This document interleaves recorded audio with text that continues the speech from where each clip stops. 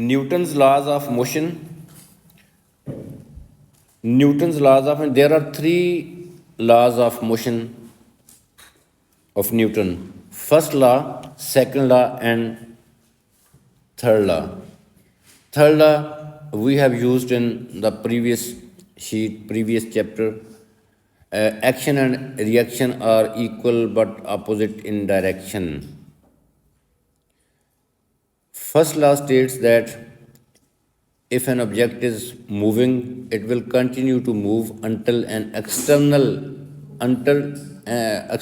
forces applied on that. Or if a body is at rest, it remains at rest until external forces applied on that. You know, पता है ना, ये first law है, inertia भी कहते हैं, third law भी आपको समझा दिया है. अब है second law of motion. What is the second law of motion? When a force is applied on an object, this force produces an acceleration in that object in the same direction. जिस तरफ direction second law में यहाँ पे लिखता हूँ, second law of motion.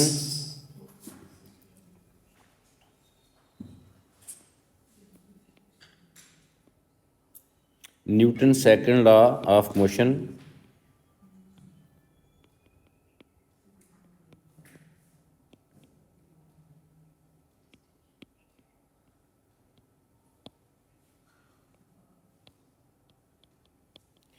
Newton second law of motion normally ये होता है उसकी इक्वेशन कि F is equal to M A. ये आया कैसे F is equal to M A?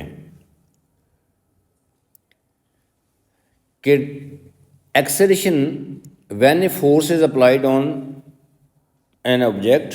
ये देखें, ये ऑब्जेक्ट है,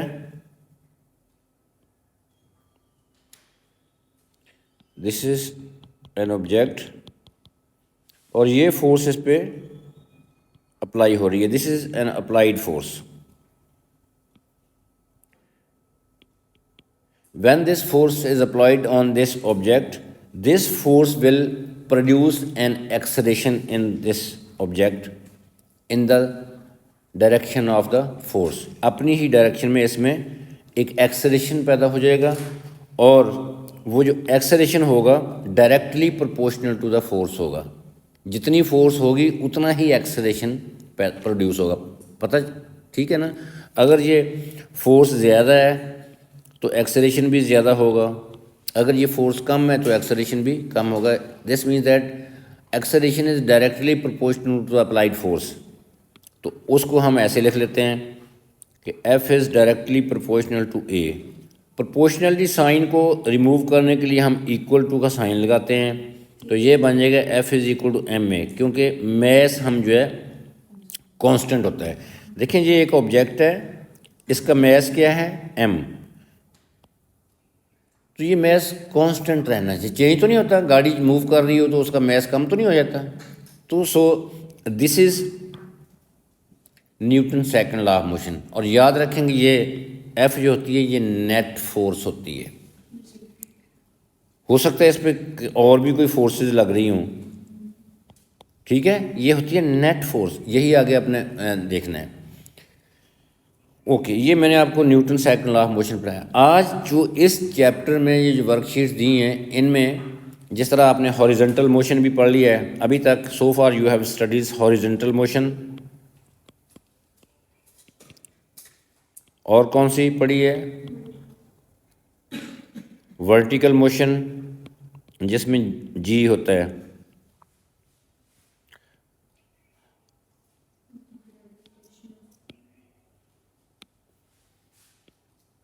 वर्टिकल मोशन. और क्या है आज क्या पढ़ना है? आज पढ़ना है अपने इंक्लाइंड प्लेन मोशन.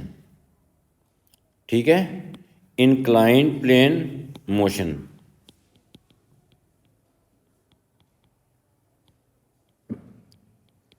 अब इसके लिए मैं डिफरेंट एग्जांपल्स दूंगा आपको इंक्लाइंड प्लेन मोशन के लिए. पहली एग्जांपल जो है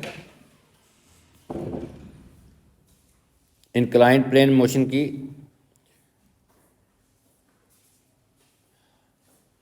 अब सबसे पहले वो इंक्लाइंड प्लेन मोशन के लिए दो चीज़ें क्लियर करेगा कि if the surface is smooth और रफ। ये देखें केस नंबर 1 या एग्जांपल नंबर 1 कह लें।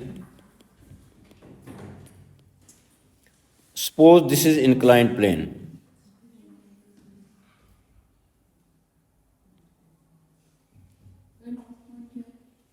This is inclined ji.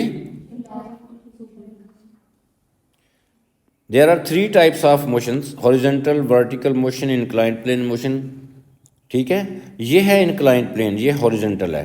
inclined है तो यहाँ पे कोई एंगल भी बनेगा, ज़ाहिर है फ्री inclined होती है। अब यहाँ पे एक ऑब्जेक्ट है हमारे पास,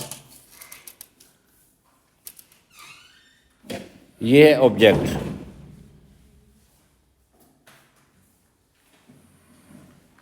अब मैंने आपको बताया कि ये इंक्लाइंड प्लेन है और सबसे पहले वो बताएगा कि ये इंक्लाइंड प्लेन रफ है या स्मूथ है, इसकी सरफेस रफ है या स्मूथ है। स्मूथ होगी तो कोई फ्रिक्शन नहीं होगी, रफ होगी तो उसमें फ्रिक्शन होगी। पहले ये बात ये क्लियर करेगा, it will be mention in the question statement. अब ये देखें, यूं ही मैंने इसको यहाँ से रिलीज़ करना है, कोई मैं इसको फोर्स नहीं लगा रहा, इसने नीचे क्यों आना है पहले ये मुझे बताएं। When I release this object, slope पे पड़ा है, हाइट पे पड़ा, ये देखें जब मैंने इसको रिलीज़ करना है, ये देखें न्यूटन ने तो कहा था कि जब कभी कोई फोर्स लगेगी तो तब उसने मूव करना है। मैं तो इसको फोर्स नहीं लगा रहा, मैंने यूं ही इसको छोड़ा है, रिलीज़ किया, इसने नीचे आना है। वाई?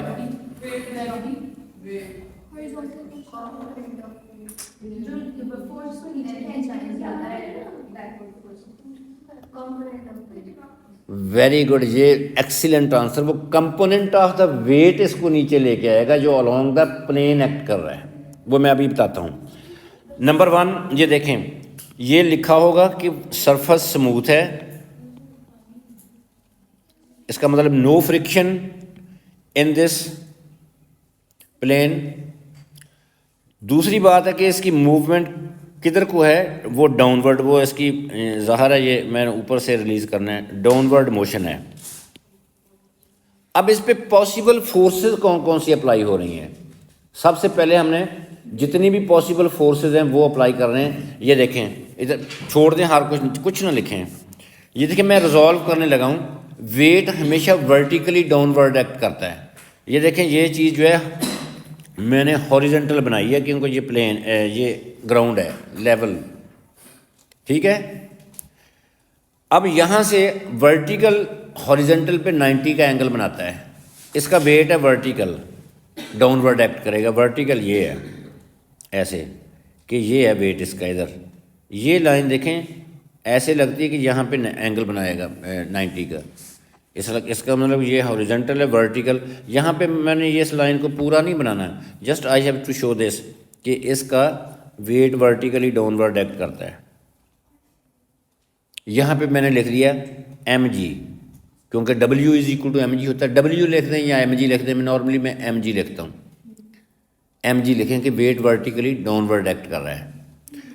अब देखें, इस फोर्स को रिजॉल्विंग मैंने पहले सिखा दी आपको, रिजॉल्विंग पहले सिखा दी। अब मैंने रिजॉल्व करना है, इस वेट के 2 कंपोनेंट्स फाइंड करने हैं। एक कंपोनेंट याद रखेंगे, बहुत इंपॉर्टेंट बात बताने लगा हूँ कि इसका एक कंपोनेंट इस वेट का इस प्लेन के अलोंग होगा, एक होगा परपेंडिकुलर। हमेशा इसकी मूवमेंट के एक अलोंग होगा, इस ऑब्जेक्ट की मूवमेंट के एक अलोंग होगा कंपोनेंट, एक होगा परपेंडिकुलर। ये देखें, मैं आप वो कंपोनेंट्स बनाने लगा हूँ किसके, वेट के। ये मैंने आपको सिखा दिए हैं रिजॉल्विंग पहले। ये देखें, ये कंपोनेंट, ये देखें मैंने ये ब्लू कलर की लाइन लगाई है, ये बिल्कुल मैंने इस प्लेन के 90 पे लगाई है।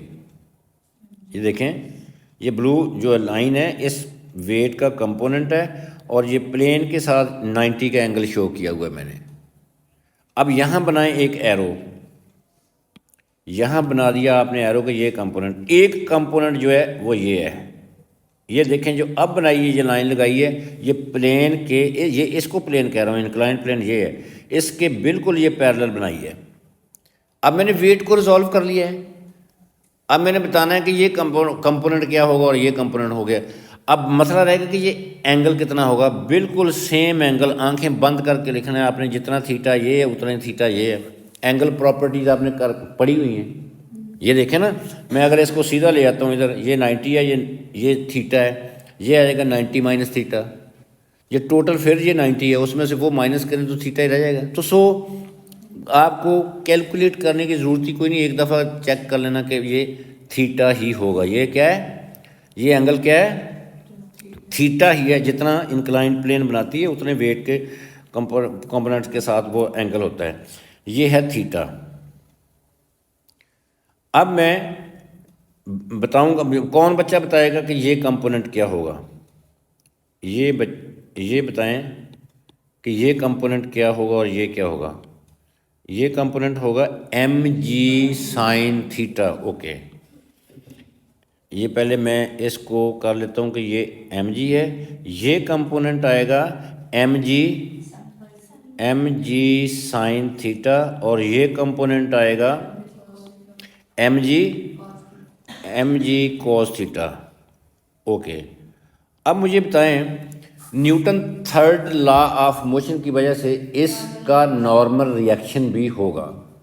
किसका, ऑब्जेक्ट का। नॉर्मल रिएक्शन हमेशा प्लेन के 90 डिग्री पे होना है। ये देखें, मैंने ये बना दिया है, ये है आर, नॉर्मल रिएक्शन। और ये देख लें, मैंने इस प्लेन के बिल्कुल 90 पे बनाया है ये नॉर्मल रिएक्शन। ये एरोज़ आपने ध्यान से लगाने हैं, ठीक है। और कोई बच्चा बताए कि और कोई फोर्स इस पे अप्लाई हो रही है। नो। अब इसको, इस ऑब्जेक्ट ने बगैर किसी फोर्स के मैंने उसको रिलीज़ किया, तो उसको कौन सी चीज़ है जिन लेके आ रही है, स्लाइड करवा रही है, वो ये फोर्स है।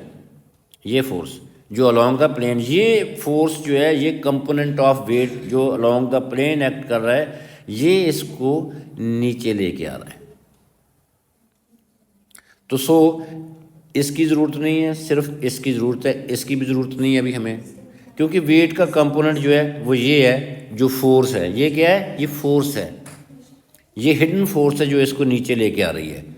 तो अब मैं आपसे अगर पूछूं, अच्छा ये देखें, ये लिखा हुआ है स्मूथ, इसमें बैकवर्ड फोर्स कोई नहीं। जब इसने इधर को मूव करना है तो फ्रिक्शन क्या है, ज़ीरो, क्योंकि फ्रिक्शन नहीं है। तो अब मुझे बताएं, I am using equation of motion क्या बनेगी, जल्दी से बताएं। I am using here F is equal to M A. F is equal to M A. 2 minute पहले Newton second law of motion पढ़ाया है, मैंने आपको बताया है। अब बताएं कौन सी फोर्स, क्या लिखूं। Very good, M G sine theta. आगे M G sine theta minus zero में वैसे एहतियातन लिख दिया कि अपोजिट फोर्स कोई नहीं है, is equal to M A. ये है वो नेट फोर्स, ये है वो एफ जो अभी आपको कहा था, F is equal to M A. नहीं, एक्सेलरेशन क्यों ज़ीरो होगा, एक्सेलरेशन तो उसको प्रोड्यूस होगा। ये देखें, एक्सेलरेशन किसके इक्वल है। अब मैं क्या करता हूँ, ये देखें, मैं दोनों साइड से, ये देखें, मैंने ये आपको वैसे ही समझाया, ज़ीरो छोड़ दें। दोनों साइड से क्या चीज़ कैंसिल होती है। आपने कहा एक्सेलरेशन क्या होगा, एक्सेलरेशन होगा जी साइन थीटा। लो जी, ये बात है। अब कौन बच्चा बताएगा कि एक्सेलरेशन, अगर वाकई पता चलेगा कि इसका एक्सेलरेशन कितना, किस पे डिपेंड करता है, इस इक्वेशन से बताएं जल्दी से। थीटा पे डिपेंड करता है। क्या करता है, थीटा पे डिपेंड करता है। अगर मैं सपोज करें कि मैं इस एंगल को ले लेता हूँ 30 डिग्री, 30 डिग्री इस एंगल को ले रहा हूँ, और जी का आपको पहले ही पता है 10 होता है एक्सेलरेशन ड्यू टू ग्रेविटी। बताएं मुझे एक्सेलरेशन क्या आ जाएगा। A is equal to 10 into sine 30 degree. Sine 30 degree 1/2 होता तो एक्सेलरेशन आएगा 10 into 1/2। A is equal to 5 metre पर सेकेंड स्क्वायर। लो जी, इस ऑब्जेक्ट का एक्सेलरेशन क्या होगा, 5 मीटर पर सेकेंड स्क्वायर। पता चल रहा है, ठीक हो गया। This is case number 1। ये देखें, एग्जाम्पल नंबर 1 कह लें, केस नंबर को छोड़ें। इसके बाद मैं आपको एक और समझाने लगा हूँ, उसको कह लें एग्जाम्पल नंबर 2। अब मैं ये देखें यहाँ पे अपवर्ड मोशन है, डाउनवर्ड मोशन है, डाउनवर्ड मोशन मैंने शो की है इस ऑब्जेक्ट की। अब मैंने इस एग्जांपल में अपवर्ड मोशन शो करूंगा मैं। ये देखें इंक्लाइंड प्लेन, फिर मैंने उसी तरह की बना दी है। ये एंगल थीटा कह लें। अब ऑब्जेक्ट जो है मैंने यहाँ पे बना दिया है, ये है आपका ऑब्जेक्ट, हैवी ऑब्जेक्ट। और ये इस पे देखें, जब इसने अपवर्ड मूव करना है तो अब अपवर्ड नहीं जाएगा अपनी किसी फोर्स के बगैर अपवर्ड मूव नहीं कर सकता। बेटे इधर देखें, इसकी मूवमेंट जो है upward along the plane upward, ये किसी फोर्स के बगैर नहीं जा सकता। तो मैं यहाँ पे एक फोर्स मेंशन कर रहा हूँ कि इस फोर्स ने इसको अपवर्ड लेके जाना है अलोंग द प्लेन। ठीक है जी, ये फोर्स जो है इसको अपवर्ड मूव करवाएगी, ये एफ। अब मैं आपसे फिर कहता हूँ कि इस पे रिमेनिंग फोर्सेस कौन कौन सी हैं। फिर वेट का कंपोनेंट वर्टिकली डाउनवर्ड एक्ट करेगा। इसका मैस अगर एम है तो ये देखें, ये M G, this is M G, ये डब्ल्यू कह लें, एम जी कह लें या डब्ल्यू कह लें। अब फिर क्या होगा, इसको रिजॉल्व करेंगे। वेट का कंपोनेंट उसकी मूवमेंट को अपोज करेगा। क्यों करेगा? जब मैंने इसको रिजॉल्व करना है, एरो की डायरेक्शन किधर होगी, ये देखें मैं रिजॉल्व करने लगा हूँ इसको। एक कंपोनेंट ये परपेंडिकुलर टू द प्लेन, एक कंपोनेंट ये अलोंग द प्लेन। देखें मैंने रिजॉल्व कर दिया। दो कंपोनेंट्स हैं, ये कंपोनेंट जो है प्लेन के परपेंडिकुलर है, ये देखें ये कंपोनेंट जो मैंने इस प्लेन के अलोंग बनाया है। अब जितना एंगल ये है थीटा, उतना ही एंगल ये है। कंपोनेंट फिर वही, ये कंपोनेंट क्या होगा, M G sine theta, M G sine theta, और वो क्या होगा, एम जी कॉस थीटा। यहाँ मैंने थीटा नहीं लिखा, यहाँ थीटा है। अब दूसरी बात, नॉर्मल रिएक्शन। नॉर्मल रिएक्शन जो है प्लेन के परपेंडिकुलर, ये देखें ये क्या हो गया, ये नॉर्मल रिएक्शन। लो जी, और कोई फोर्स है, स्मूथ सरफेस है, कोई फ्रिक्शन नहीं है। Friction, no friction. Upward motion. दूसरी बात, नो फ्रिक्शन, यानी कि ये स्मूथ है। No apply the Newton second law of motion, F is equal to M A. बताएं मुझे, कौन बच्चा बताएगा, I am using here F is equal to M A. बताएं मुझे इस डायग्राम को देख के कि ये नेट फोर्स क्या होगी। बोलो बोलो बोलो। हाँ जी, ये देखें F along the plane upward move कर रही है, उसको ये अपोज कर रही है। ये देखें एरो की डायरेक्शन अपोजिट है, तो सो ये नेट फोर्स जो होगी वो होगी एफ, क्या होगी, F minus M G sine theta is equal to है एम ए। Very good. ये कोई क्वेश्चन नहीं है, ये तो मैंने आपको नेट अप्लाई करना सिखा रहा हूँ। Newton second law of motion कैसे यूज होता है, पता चल गया आपको। अच्छा, एक चीज आपने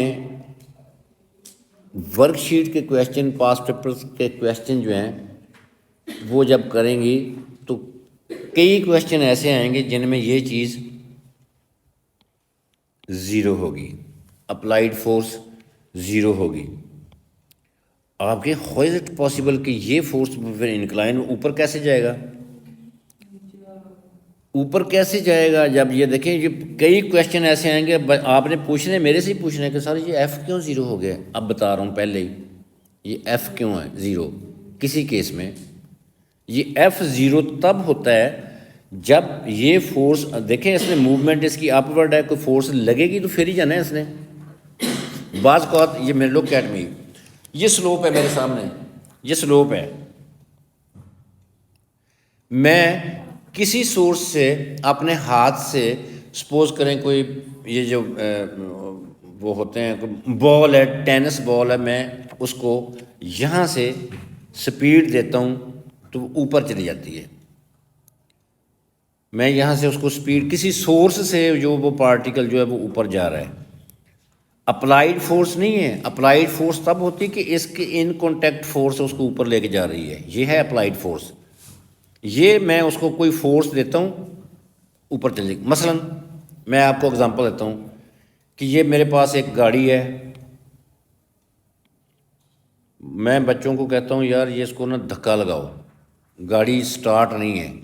वो बच्चे 8-10 बच्चे उसको गाड़ी को धक्का लगाते हैं, ये पुश करते हैं तो ये किधर जाएगी, इधर देखें। या कुछ शरारती बच्चे इस गाड़ी को खड़ी गाड़ी है इसको पुश करते हैं और भाग जाते हैं, और गाड़ी तो चलना शुरू कर दी, गाड़ी इधर आ जाएगी, ये गाड़ी तो इधर आ जाएगी। अब अगर कोई देखा आ जाए तो बच्चे तो गायब हो गए, गाड़ी चल के इधर आई है, गाड़ी मूव करना शुरू कर देगी, ठीक है ना। अगर उसकी हैंड ब्रेक नहीं है लगी हुई तो धक्का लगाया और गाड़ी वो जा रही है, बच्चे गायब हैं, वो तो गाड़ी चल रही है। वो कोई सोर्स था, बच्चे क्या थे, सोर्स था। अब उसको अप्लाइड फोर्स नहीं कहेंगे हम, वो एक फोर्स हिडन फोर्स थी वो। इसलिए इन सच केसेस एफ की वैल्यू जो होगी क्या होगी, ज़ीरो। फिर इक्वेशन क्या ये बन जाती बताएं, जब अप्लाइड फोर्स ज़ीरो होगी, ये देखें फिर ये बननी है, ये in such cases F is equal to zero होगा। तो फिर ये इक्वेशन ऑफ मोशन जो है, ये इक्वेशन जो है ये बनेगी 0 minus M G sine theta is equal to M A in case when F applied force is zero.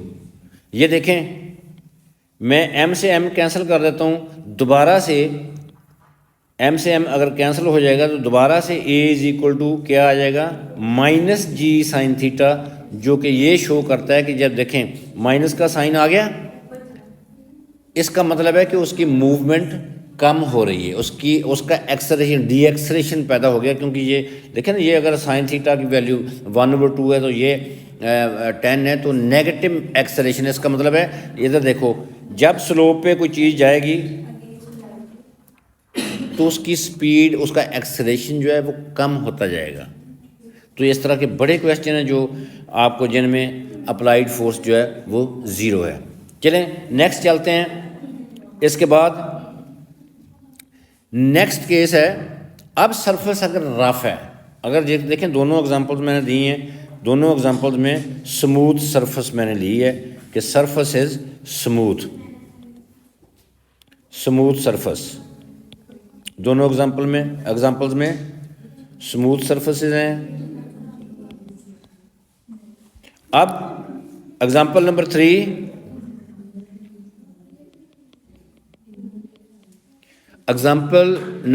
3, अब डाउनवर्ड मोशन है, रफ सरफेस है, सरफेस रफ है, डाउनवर्ड मोशन है, ये इंक्लाइंड प्लेन है,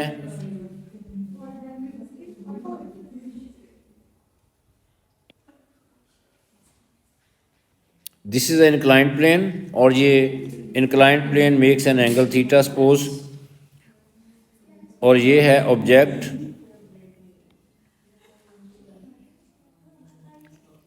जी अब ये रफ सरफेस रफ है। अब फिर से मैं आपको बताऊंगा कि ये इसको वेट का कंपोनेंट जो है वो डाउनवर्ड लेके आएगा। तो ये मैं वेट शो कर रहा हूँ कि ये वर्टिकली डाउनवर्ड एक्ट करेगा।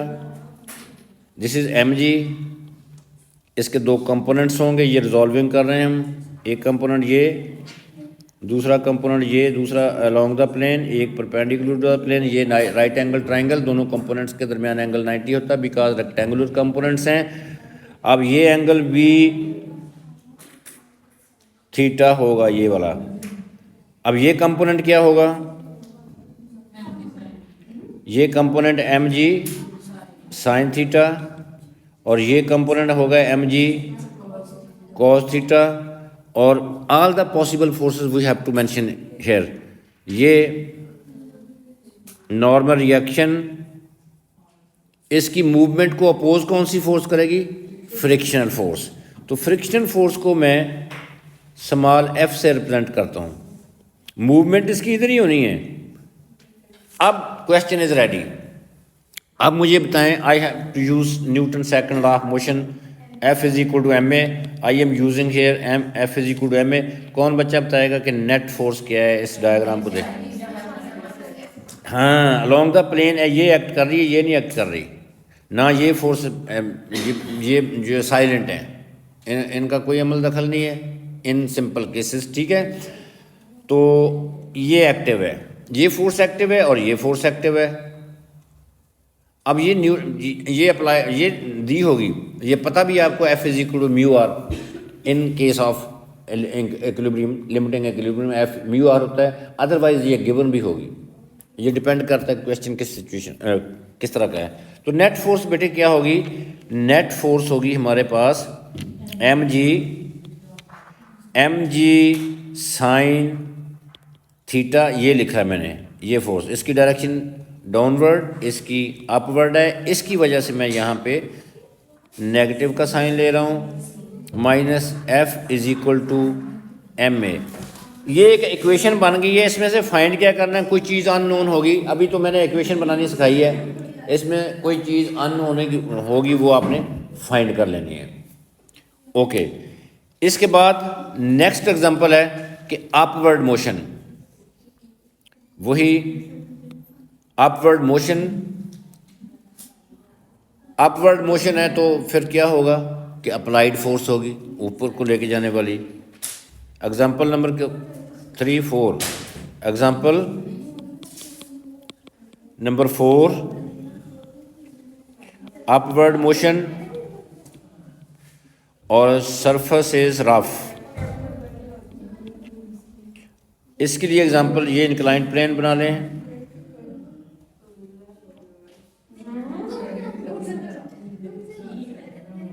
एंगल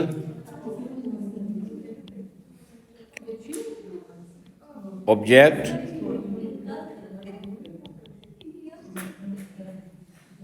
अप्लाइड फोर्स, बेटे please keep silent,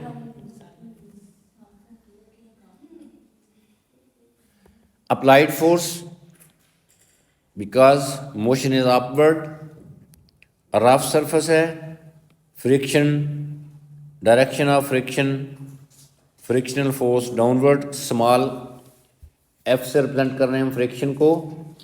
other forces, components of the weight is vertically downward, this is mg, its components are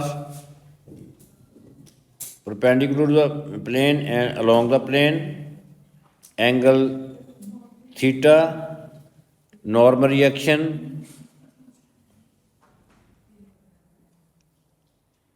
mg sin theta,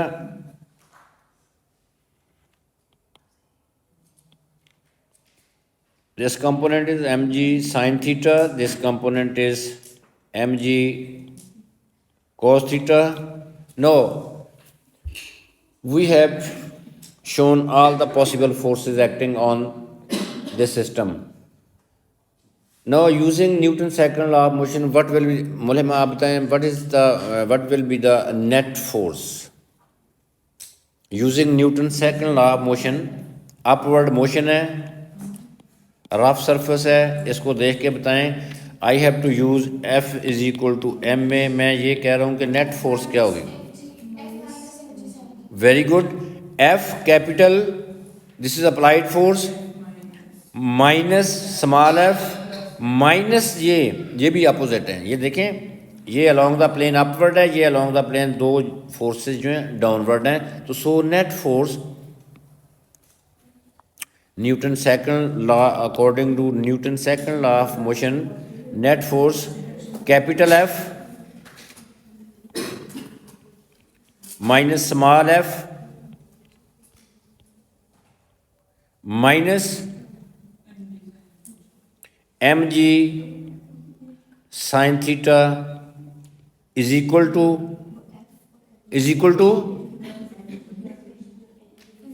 M A.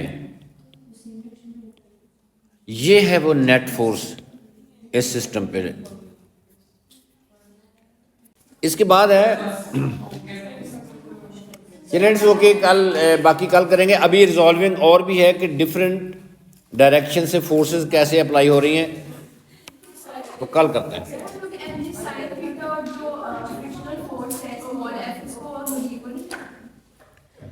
आप क्या कह रही हैं, इनको इक्वल नहीं रख सकते? स्मॉल एफ इनको इक्वल। बेटे बात सुनो, मैं समझ गया हूँ। ये देखें, ये आप इस तरह कह रही हैं, आपका मतलब ये है बेटे, ये देखें माइनस यहाँ पे कॉमन ले लें तो F plus M G sine theta, वो एक मैनिपुलेशन में एक और स्टेप है एक्स्ट्रा। वो तो आपकी वर्किंग में है ना, मैंने वो डायरेक्शन की वजह से दोनों फोर्सेस को नेगेटिव लिया है। अगर आप दोनों को लेना चाहते हैं तो you have to take common minus का साइन।